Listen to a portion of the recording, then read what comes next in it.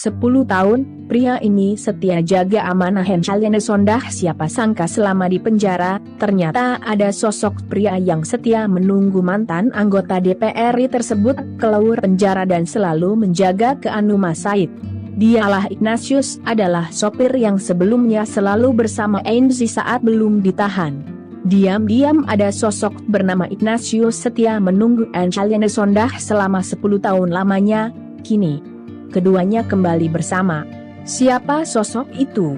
Diketahui kini Enchalene Sondah sudah bebas pada Kamis, 3 Maret 2022, pagi setelah 10 tahun lamanya hidup di balik jeruji besi.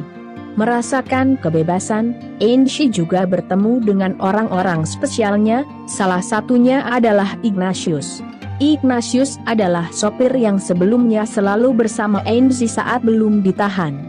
Dalam tayangan di YouTube Keema Entertainment, tampak Ignatius menangis bahagia ketika melihat majikannya yang selama 10 tahun mendekam di penjara akhirnya bebas dan dapat berkumpul dengan keluarganya lagi.